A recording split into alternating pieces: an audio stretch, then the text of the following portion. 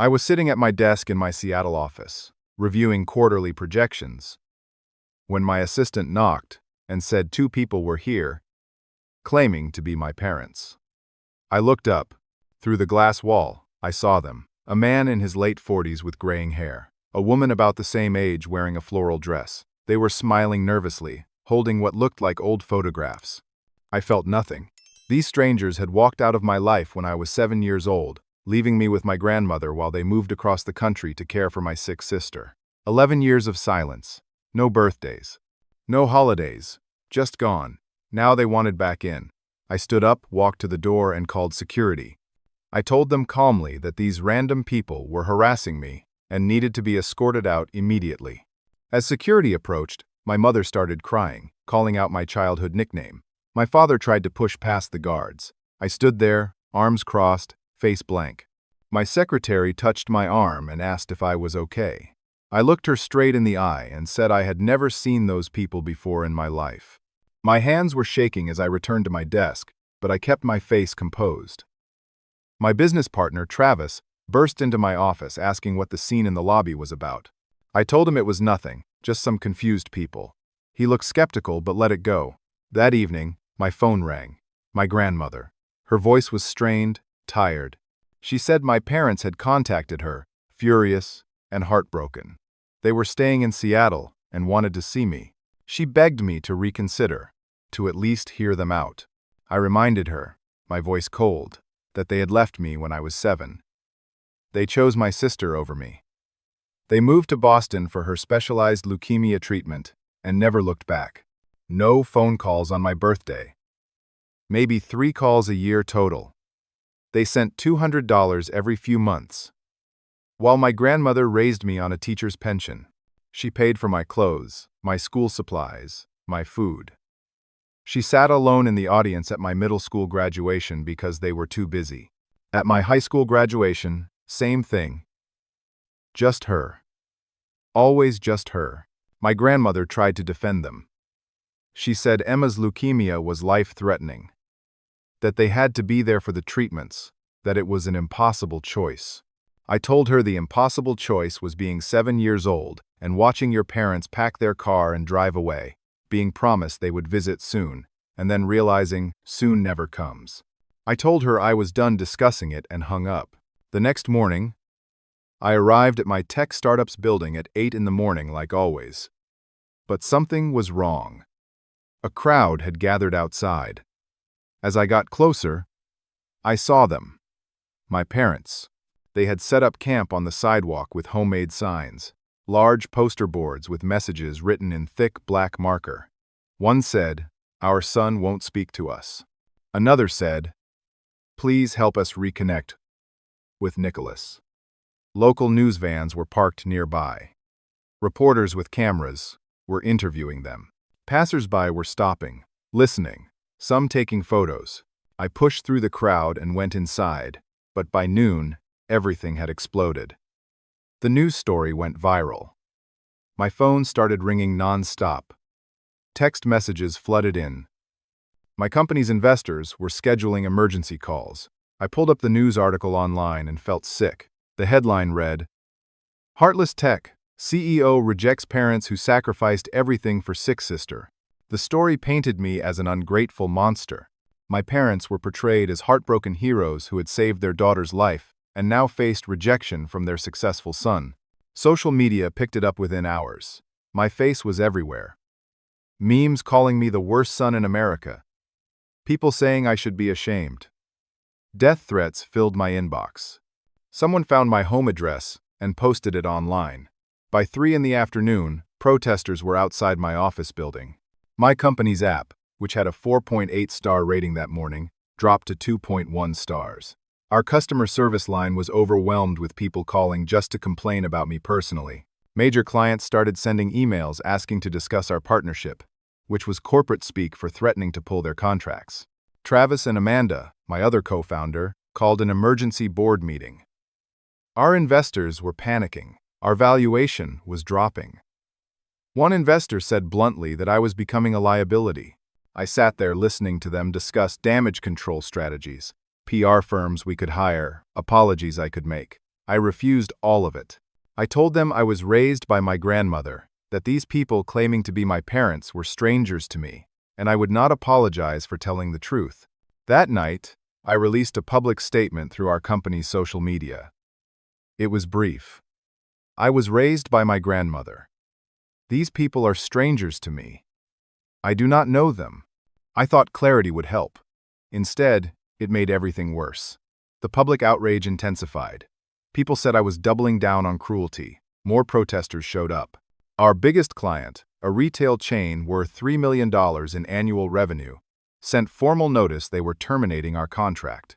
Our stock price, we had just gone public 6 months ago, dropped 18% in one day. What had started as a personal family issue had exploded into a nightmare threatening everything I had built. 3 days later, our company was hemorrhaging money. Every morning brought news of another client pulling out, another negative article, another drop in our stock price. The board held daily emergency meetings. Travis cornered me in the hallway and said we needed to fix this immediately. He suggested a public reconciliation with my parents, a press conference showing family unity, anything to stop the bleeding. I told him no. Amanda tried a softer approach, saying maybe I could just have coffee with them privately, no cameras, just to hear their side. I refused again. That afternoon, I was in my office staring at financial projections that showed we would be bankrupt within 2 months at this rate, when my assistant knocked. Before I could respond, the door opened. A young woman walked in. She was thin, pale, with dark circles under her eyes. She wore a medical alert bracelet on her left wrist. I knew immediately who she was. Emma, my sister. She was 18 now. The last time I had seen her, she was a tiny 7-year-old with a bald head from chemotherapy, crying as our parents loaded the car. She stood there looking nervous, clutching a small purse. She said my name quietly, asked if we could talk. I gestured to the chair across from my desk. She sat down and immediately started apologizing. She said she had no idea I grew up without our parents. She thought they visited me regularly in Texas. She thought I was living a good life with our grandmother while she got treatment. She had been sick for so long, in and out of hospitals, that she never questioned their stories. She was in remission now, about to start college. She begged me to at least talk to our parents. She said this was all a misunderstanding, that they loved me, that families should forgive each other. I felt something crack inside my chest, but I kept my voice steady. I told her the same thing I had told everyone else. I did not know these people. Emma started crying, not dramatic sobs, but quiet tears running down her cheeks. Then, she said something that stopped me cold. She said our parents had told her I was living with our wealthy uncle in California, attending private schools, living a privileged life. They said I was too busy with my fancy education and opportunities to visit her in the hospital. They made her feel guilty for being sick, for taking them away from my success. They told her I was angry at her for getting sick, for ruining our family. Everything was a lie. They had lied to both of us. I sat back in my chair, stunned. Our uncle in California had died when I was 5. There was no wealthy uncle, no private school, no privileged life. I had shared a tiny 2-bedroom house with my grandmother, sleeping on a pull-out couch, until I was 14, and saved enough from part-time jobs to buy a used mattress. I wore thrift store clothes and ate discount groceries. I worked 3 jobs in high school to save for community college. Emma was shaking now, angry and devastated. She said she was going to tell everyone the truth, that our parents had manipulated both of us. She stormed out of my office before I could respond. Within 2 hours, she posted a video online. It went viral faster than the original story. She explained everything. How our parents had lied to her about me. How she just discovered the truth. How they had played us against each other for 11 years. Public opinion started to shift, but not in a good way.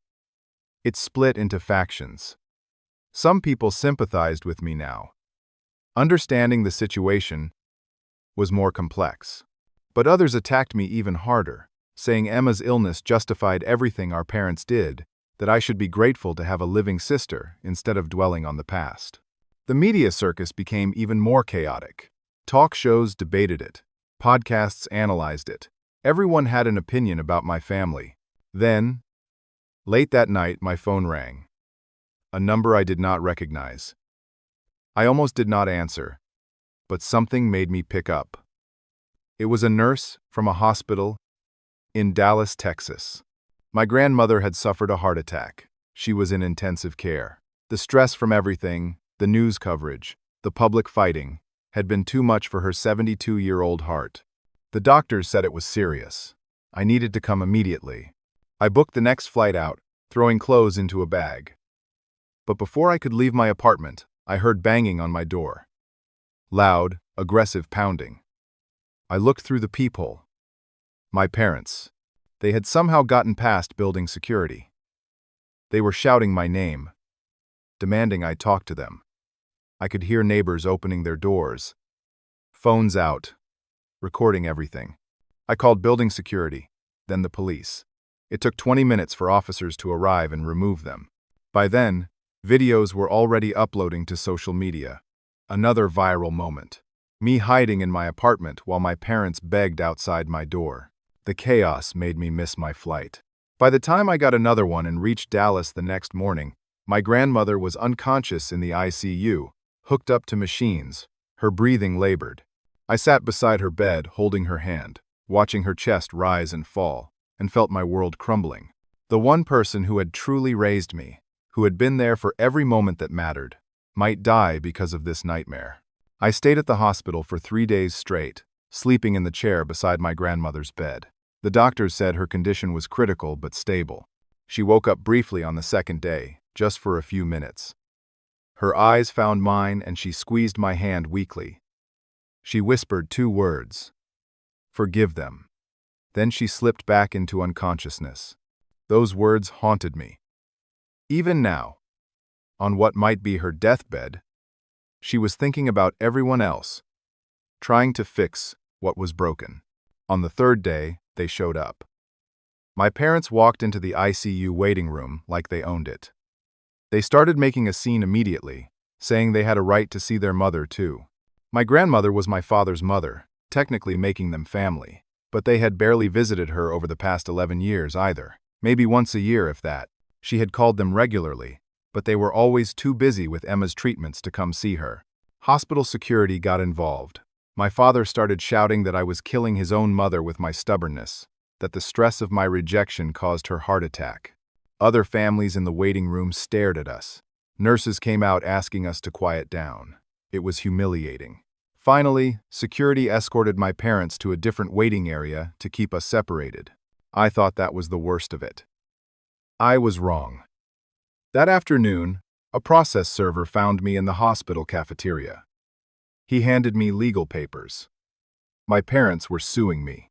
I stood there reading the documents, coffee getting cold in my hand, unable to process what I was seeing.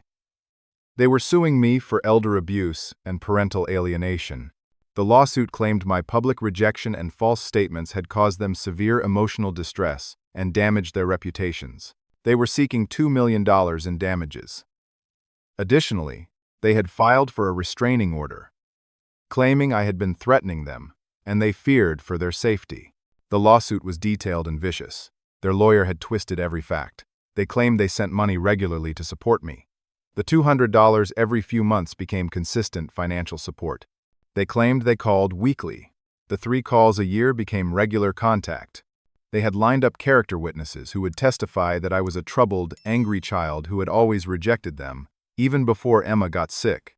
None of it was true, but it was documented in legal filings that would become public record. I called Travis from the hospital parking lot. He sounded exhausted. The company was dying. Our biggest investor had officially pulled out that morning, withdrawing $12 million in funding. Half our employees had quit in the past week, not wanting to be associated with the controversy. Travis said he and Amanda needed to talk to me urgently. I flew back to Seattle that night, leaving my grandmother in the ICU, because my entire life's work was collapsing. The next morning, Travis and Amanda held an intervention in our conference room. They laid out the numbers. We had maybe 3 weeks before we were completely bankrupt. Our reputation was destroyed. Our product was good, our technology was solid, but none of that mattered anymore. I had become toxic. Amanda, who I had considered a close friend, looked at me with something like pity and said the board had voted. They were giving me an ultimatum. Reconcile with my parents publicly.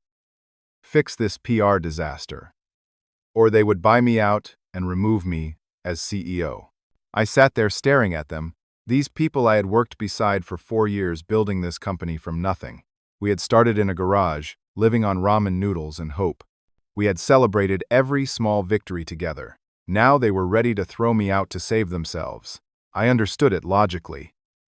The company employed 83 people who needed their jobs. We had investors who needed returns. But emotionally, it felt like another betrayal. I had 72 hours to decide. I left that meeting and walked around Seattle for hours, ending up at a park overlooking the water. My grandmother was unconscious in Dallas. My company was being taken from me. I was being sued for millions I did not have. The media portrayed me as a monster. Emma would not speak to me anymore. My parents had destroyed everything and were somehow winning. I was completely alone. That night, I made a decision. I called a producer at a national talk show that had been requesting an interview. I agreed to a televised family mediation session. I would face my parents on live television in front of millions of viewers. The producer was thrilled. They scheduled it for 1 week out, giving them time to promote it. But I had a plan. I spent the next week gathering evidence. Bank statements showing the minimal money my parents had sent over 11 years. Phone records proving they rarely called. My grandmother's financial records showing she had paid for everything from her teacher's pension. I put it all on a flash drive. I hired a lawyer. I was going to expose them publicly and end this. 1 week later, my grandmother was still in the ICU but had stabilized. The doctors said she might wake up soon. I had to leave her again to fly to Los Angeles for the talk show taping. I brought my lawyer, a sharp woman named Caroline who specialized in family law. I brought my flash drive full of evidence. I was ready for war. The studio was massive, packed with a live audience of 300 people. Bright lights, multiple cameras. The host was a woman known for emotional family reunions. She had built her career on crying parents and dramatic reconciliations. I was led to a green room while my parents waited in another. The producer explained the format. First, my parents would tell their side. Then I would respond. Then we would have a mediated discussion. The goal was reconciliation. I nodded and said nothing about my real plan.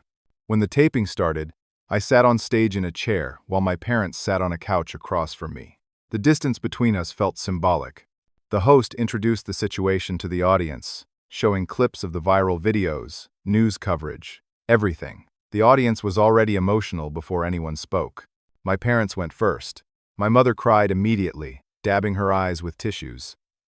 She talked about Emma's leukemia diagnosis when Emma was just 3 years old. The doctors in Texas said they could not handle her case. She needed specialists in Boston at a children's hospital there. My father described the impossible choice they faced. They could not afford to move the whole family. My grandmother offered to take me temporarily. They thought it would be 6 months, maybe a year. But Emma's treatment kept getting extended. Complications, relapses. It turned into 11 years of hell. The audience was captivated. My mother described watching her baby daughter go through chemotherapy, radiation, surgeries, the times they thought they would lose her. My father talked about working 2 jobs to pay for what insurance did not cover, about sleeping in hospital chairs, about the constant fear. Then they talked about their anguish at being separated from me. They said they always planned to reunite the family once Emma recovered, but by then I had changed.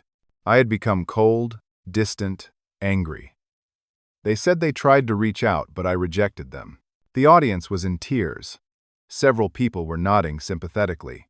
The host asked them how it felt when I refused to acknowledge them at my office. My mother sobbed and said it was like losing a child all over again. My father said I was punishing them for being human, for making an impossible choice in an impossible situation. Then it was my turn. I stood up and walked to a screen they had set up. I plugged in my flash drive. I showed the bank statements. 11 years of records. The audience saw the $200 deposited every few months, sometimes going 3 or 4 months with nothing. I showed my grandmother's bank statements next to them. Her paying for my school clothes in August every year. Her paying my dental bills. Her paying for everything while living on $38,000 a year. I showed phone records. 3 calls in 2012. 4 calls in 2013. 2 calls in 2014. The pattern continued. I spoke calmly, letting the numbers tell the story. The audience had gone quiet. A few people gasped. But then my parents' lawyer, sitting in the front row, stood up and objected. He said the show could not verify these documents, that I could have fabricated them. Several audience members nodded. My father suddenly changed tactics. He admitted they were not perfect parents. His voice broke. He said they did their best in an impossible situation. He said they were human beings who made mistakes. He looked at the camera and said, "But we never stopped loving him. We're here now, trying. Is he really going to punish us forever for being human?" The audience erupted in applause. The host nodded sympathetically. I could feel the room turning against me again. Then the host smiled and said they had a surprise guest. My stomach dropped. Emma walked out from backstage.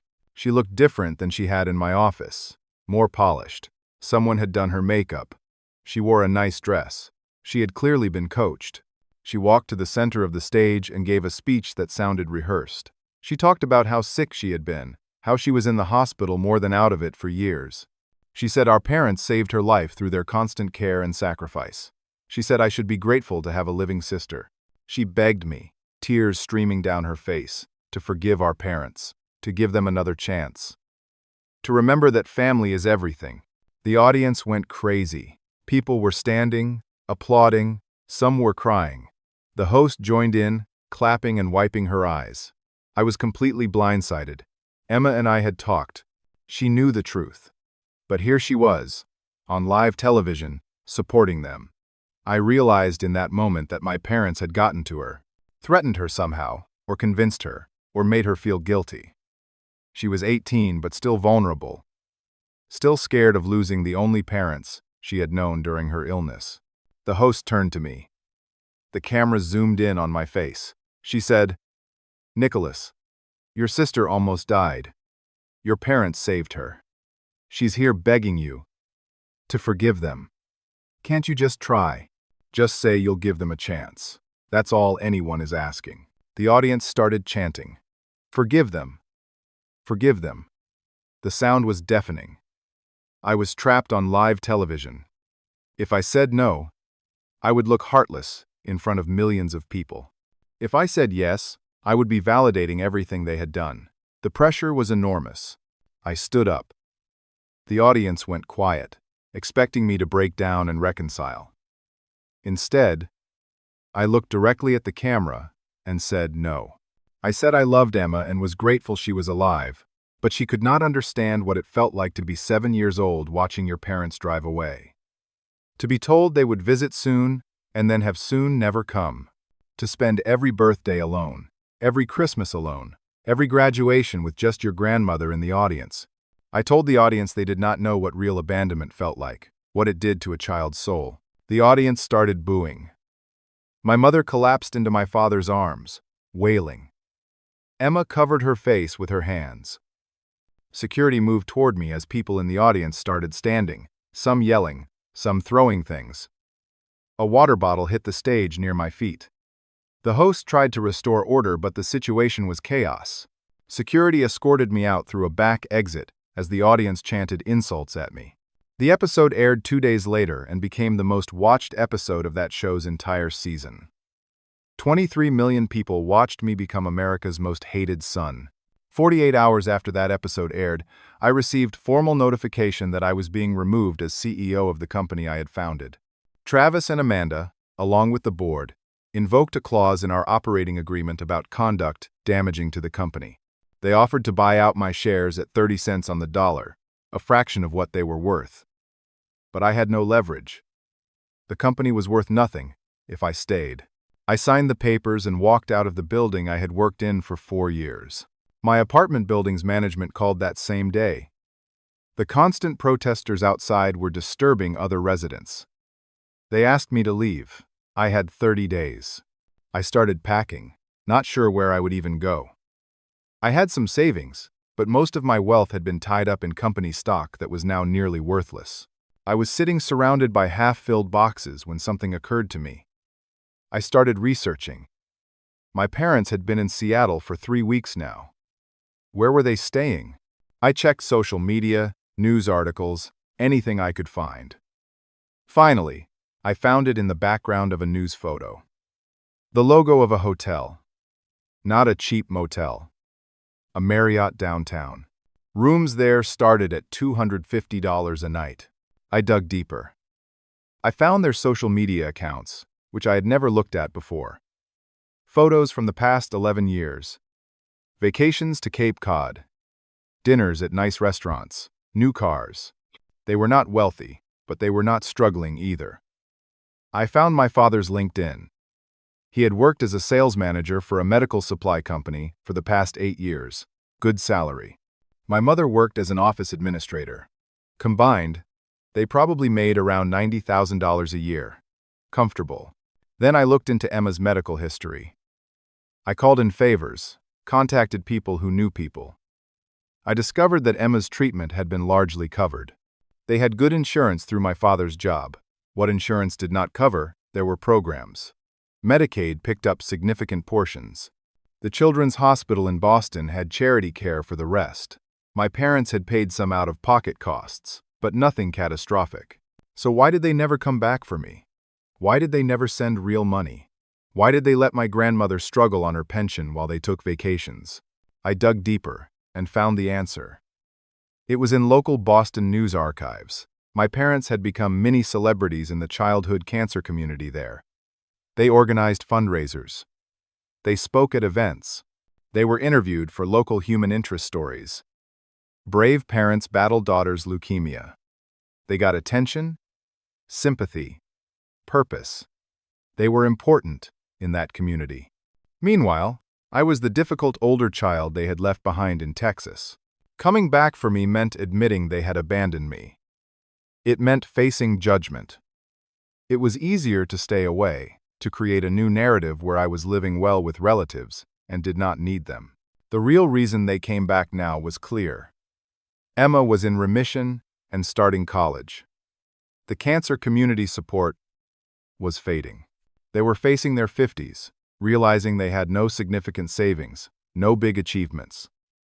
Then they discovered their abandoned son had become a millionaire tech CEO. They wanted back in. Not for love. For money and reflected glory. I was reeling from these discoveries when my phone rang. The hospital in Dallas. My grandmother had died. She passed away peacefully in her sleep, surrounded by nurses, since no family was there. I dropped the phone. I fell to my knees in my half-packed apartment and sobbed. The woman who raised me, who sacrificed everything, who loved me unconditionally, was gone. And I had not been there. I flew to Dallas immediately. When I arrived at the hospital, they gave me her belongings. Her purse with $17 in it, her reading glasses, a photo of me from my high school graduation that she kept in her wallet. I went to her house, the small 2-bedroom where I had grown up. Everything was exactly as I remembered.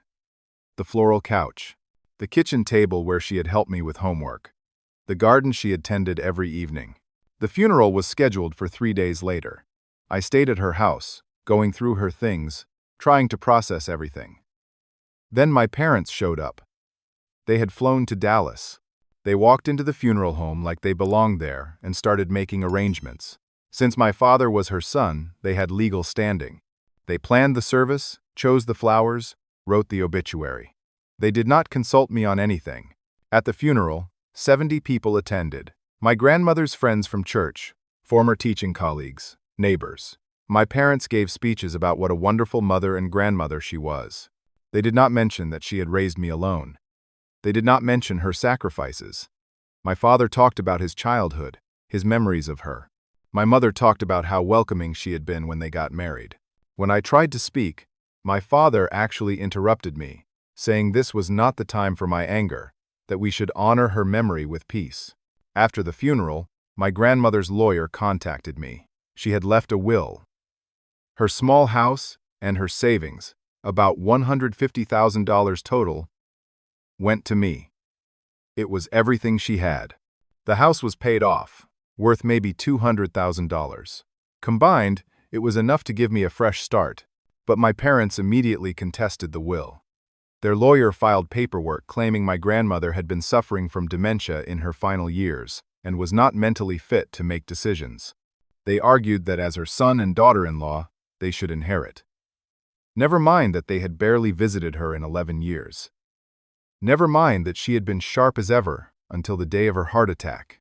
I sat in that small house surrounded by her things, facing another legal battle, and realized I had hit rock bottom. No company. No home in Seattle. No grandmother. Limited money until the will was settled. The entire world hated me. I was completely destroyed. And my parents were still trying to take more from me.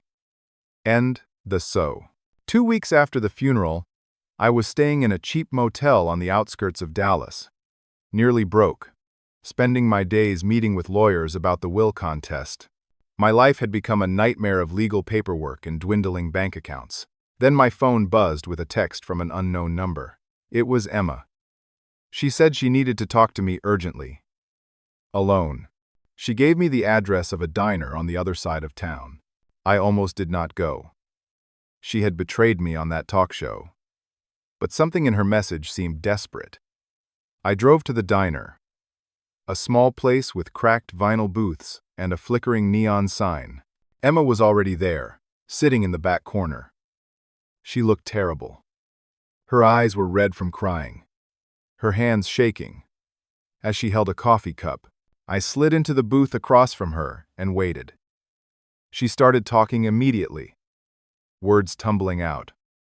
She said she was sorry about the talk show, that our parents had manipulated her. They told her I was planning to have her declared incompetent to steal her medical trust fund. They said I blamed her for everything. They said if she did not support them publicly, they would take away her college fund and her health insurance. She was scared and confused and only 18 years old. She did what they told her. But then she found something. Our parents had a storage unit in Boston. They were moving their things to Seattle, planning to stay near me permanently. Emma had a key. She went through their boxes looking for old photos for a college project. Instead, she found letters, old letters from our grandmother, letters that changed everything. She pulled out photocopies from her bag and pushed them across the table. The letters were dated from 11 years ago, written in my grandmother's careful handwriting. I read them with growing horror. In the first letter, my grandmother offered to take both Emma and me to Boston. She had a friend there who could help with arrangements. We could all be together near the hospital, but my parents had refused. They said Emma was too sick to travel with a sibling around, that she needed their complete attention. They said I would be better off in Texas, in a stable environment. My grandmother had begged them not to split up the children. The second letter was even worse. My grandmother offered to move to Boston herself, bringing me, so we could all be nearby. Again, they refused. They said they needed space to focus on Emma's treatment. They promised it was temporary. They promised they would visit me regularly. My grandmother wrote back saying she was worried about me, that 7 was too young to understand why my parents were leaving, that I cried every night for months. She begged them to at least call me weekly. In their response, which Emma had also found, they said they would try, but Emma's needs had to come first. There were a dozen letters, a decade of my grandmother pleading with them to stay connected to me, to send more money, to visit. Their responses were always the same. They were doing their best. Emma's health came first. I would understand when I was older. They would make it up to me someday. Then Emma showed me financial records. Cancer fundraising had been huge for them. A GoFundMe campaign raised $87,000 for Emma's medical care and family expenses. Local businesses held fundraisers. Their church collected donations. All of it went into an account my parents controlled. Emma found bank statements. That money had paid for their vacations, their new cars, their comfortable life. Almost none of it went to medical bills because insurance and charity care covered those. They had essentially profited from their daughter's cancer. Emma was sobbing now. She said she felt sick.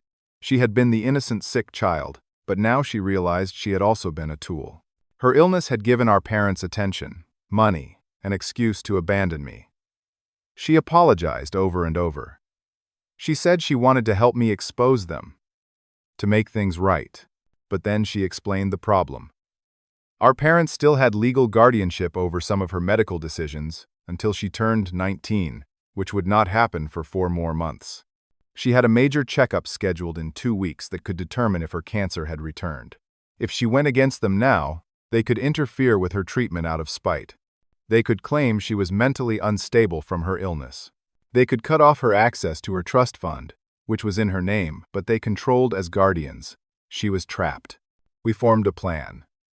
She would gather more evidence quietly while playing along with them.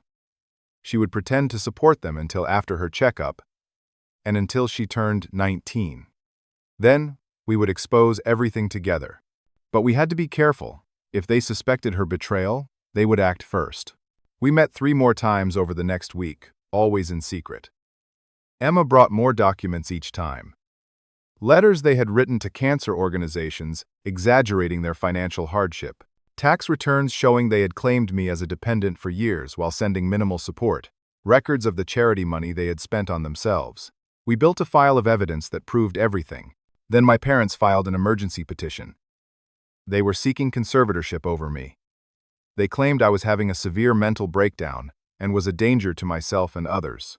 They used the public meltdowns, the talk show incident, my grandmother's death, everything as evidence.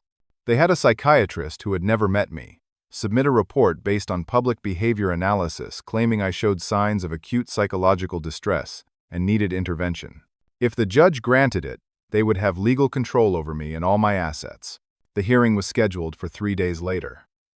I showed up with Caroline, my lawyer. The courtroom was small, just a judge and the lawyers. My parents sat with their attorney, looking concerned and somber. Their lawyer presented their case. He showed video clips of me at the talk show, angry and defiant. He showed news footage of the office incident. He had testimony from their psychiatrist, saying I was unraveling. He argued that my grandmother's death had pushed me over the edge, and I needed family intervention for my own safety. Caroline fought back hard. She presented my medical records showing I had no history of mental illness. She had my own psychiatrist testify that I was grieving but stable. She argued the conservatorship was a transparent attempt to control my inheritance. But the judge seemed sympathetic to my parents. He kept asking me questions like, "Do you feel you're in control right now? And have you had thoughts of hurting yourself?" Every answer I gave seemed to make things worse. The judge ordered a full psychological evaluation. If I failed, my parents would get conservatorship. I would lose control of my life. They would control my grandmother's inheritance. They could have me institutionalized. Everything seemed hopeless. The evaluation was scheduled for the following week. That night, Emma called me. She said she could not wait anymore. She was submitting a letter to the court. She had hired her own lawyer using money from her trust fund that she could access for medical and legal needs. She was requesting to testify at the hearing. The judge agreed to hear her the next morning before my evaluation. The courtroom was packed the next morning. Word had gotten out about Emma's testimony. Media was there, people from both sides, everyone wanting to see what would happen. Emma walked in wearing a simple blue dress, looking nervous but determined. She was sworn in and took the stand. Her lawyer, a kind older man named Gerald, guided her through her testimony. She started with the letters. She read excerpts from my grandmother's pleas to my parents.